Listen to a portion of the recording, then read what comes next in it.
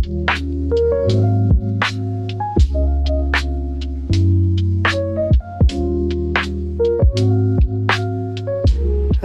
mga kakama and welcome again to another episode of Bedtime Stories by yours truly, Juan Paulo Pineda.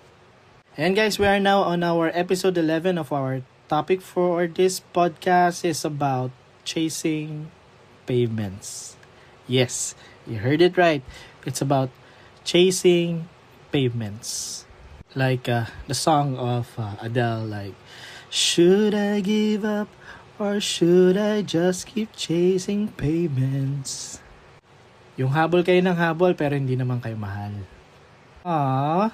But before anything else, since this is a podcast, you may use this episode as a background audio while you're doing some other things like habang naglalaba po kayo, naglilinis ng bahay, nag-aaral, nagtatrabaho, while driving, or gumagawa man ng ibang bagay. Hey guys! Just a quick question. Have you ever owned something that feels like it was made just for you? Because that's exactly what Works by Charm is all about. From personalized bag tags, luggage tags, keychains, key tags, to custom Christmas ornaments and cable organizers, Works by Charm turns every item into something meaningful, stylish, and totally you. Whether you're traveling, gifting, organizing, or just want to add a personal touch to your daily life, this is for everyone. This is Works by Charm. There is no generic gifts here. Each piece is personalized, making it perfect for birthdays, holidays, travel buddies, coworkers, and even little self-love moment. So if you're looking for something thoughtful, practical, and uniquely yours, well guys, check out Works by Charm on Facebook today and Instagram. And follow at Works by Charm on Instagram. And you may contact them on their mobile number at 0905-753-6695. So what are you waiting for? Look and check for Works by Charm. Because the best things in life come with a little charm. So when we say chasing pavements, or in a simpler term, this is chasing someone you love, even when you're not sure they are meant for you. Either yung situation is maybe they are already with someone else, or maybe they don't feel the same, or maybe they once did but not anymore. Pero ikaw pa rin yung habol ng habol. So the question is, are you chasing love or you're just chasing the idea of it? So let's talk about it. So there's this feeling na when you know deep inside that something is not right, but your heart refuses to let go, you replay conversations, you overanalyze messages, and you hold on to small moments like they mean everything. Like, nalala mo when you're going out with that person through the coffee shop, you talk with them, you nalala mo yung titig niya sa'yo, the lips, and so on and so forth. Even when the signs are clear, it keeps on running on you. So that's what chasing pavements feels like. It's like running after something uncertain, hoping that if you just try harder, love will eventually choose you. But here's the truth. Most people avoid, Love is not something you should have to chase endlessly. Because the right love meets you halfway. Yung hindi ka habol ng habol is just so organic or so natural na binibigay na lang sa'yo dapat nung taong yon what you truly deserves. Pero on the other way, ikaw yung madalas nagbibigay sa taong yon para lang, shall I say, ma-please or makuha siya in terms of love. Parang ang pangit nung term na makuha, no? Parang you get na ma-attract siya sa'yo. Okay? Na may bigay niya yung love na hinihingi mo rin or ine-expect mo sa kanya. Bakit nga ba tayo nag-chase, no? Let's be honest, we don't chase people randomly. We chase because we feel something real, no? Yung kilig, yung happiness deep inside, yun yung chine-chase natin for that person. Maybe they made you feel seen. Maybe they came into your life at the right moment, or baka naman they became your comfort in a world that felt uncertain. So, when you finally found someone like that, it's really hard to let go. Ang hirap mag-move forward, di ba? Sometimes, we chase because we believe that if I love them enough, they will love me back. So, kumbaga, ibabalik nila sa akin yung love na binibigay ko sa kanila. But, to tell you honestly, but love doesn't work like that, no? You can give someone your time, your effort, your loyalty, and still, they may not choose you. Yes, binigay mo na lahat, pero in the end, baka hindi ikaw yung mapili. So, walang guarantee. Okay?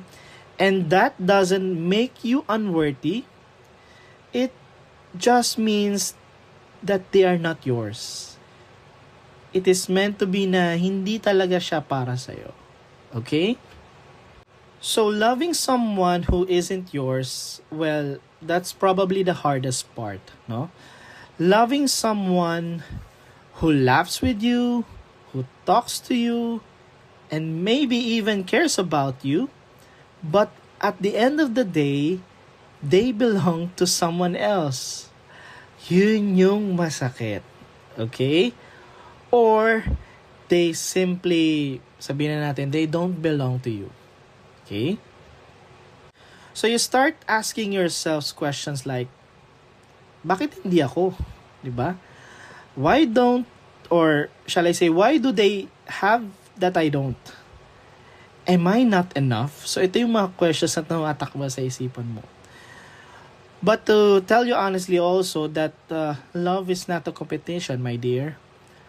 Someone choosing another person doesn't mean talo ka. Okay?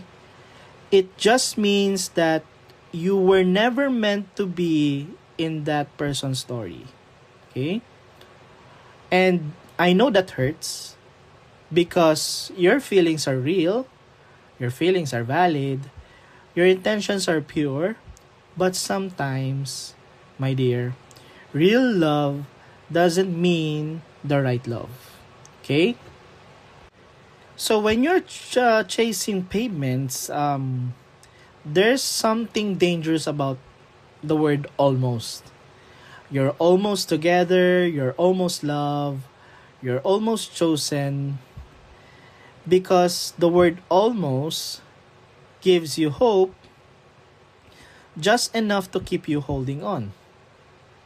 And then you tell yourself, maybe someday, or balang araw, maybe they just need me time, or maybe they just need time, or maybe things will change eventually. Maaring magbago. Okay? But here's something you need to hear, my dear. If someone truly wants you, you won't have to guess. Hindi mo kailangang mag-overthink at hindi mo kailangan manghula. Hindi mo rin mafe-feel na confused ka.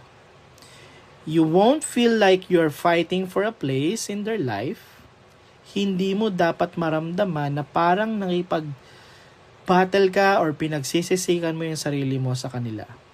Because real love doesn't leave you in uncertainty. At some point, chasing stops being about love. And it starts becoming na you will lose yourself. You just, or shall I say, you adjust your standards. Ini-ignore mo na yung worth mo. You settle for less than what you deserve, all for someone na who isn't or who is not even running towards you. And that's when you have to pause. And you have to ask yourself, am I still choosing myself in this situation, or pinipili ko ba yung sarili ko, or nakikita ko pa rin ba yung worth ko sa sitwasyon na ito? Dahil yung love should never cost you or cost your self-respect. Ito yung part na mahirapan tayo yung letting go. Well, letting go is not losing, no? Letting go feels like failure. Like, if you're giving up on something that you could have been, but sometimes, letting go is the most powerful thing you can do. Kapag nag-let go ka, it's choosing peace over confusion.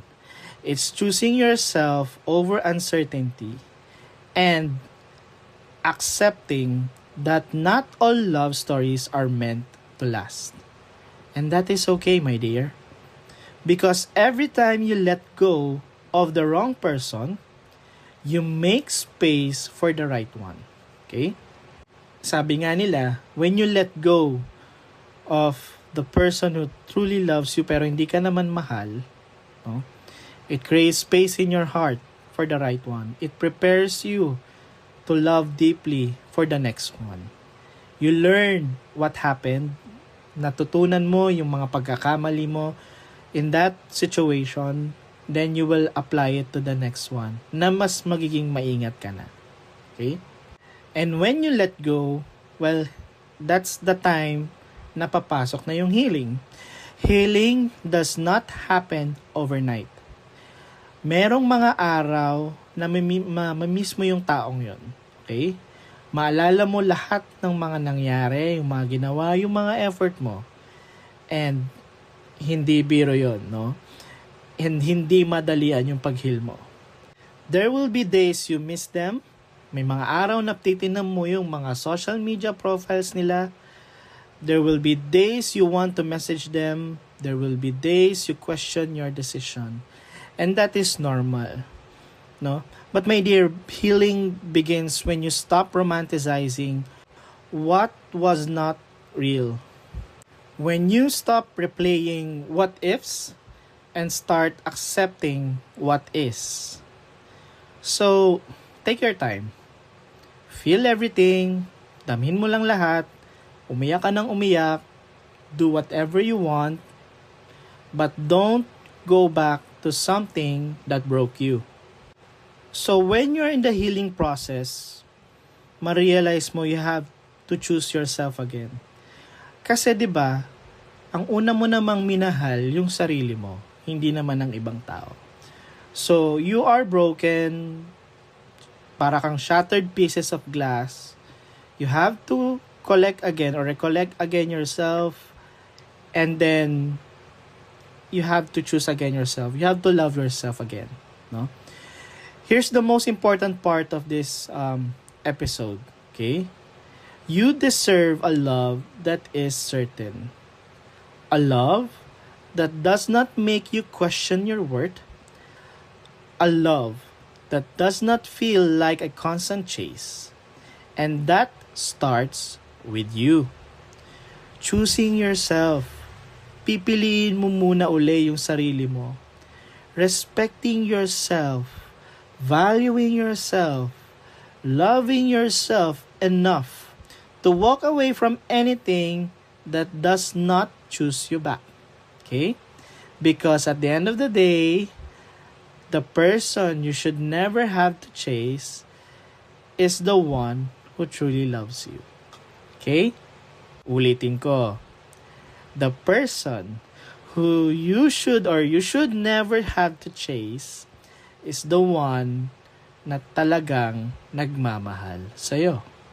So if you're listening to this podcast right now and you feel like you're chasing someone who is not choosing you, this is your sign. Okay? It's okay to stop running. It's okay to rest. And it's okay to let go. Just let it go. Okay? Because one day, you won't have to chase love anymore. Hindi mo na i-chase tong pagmamahal na ito.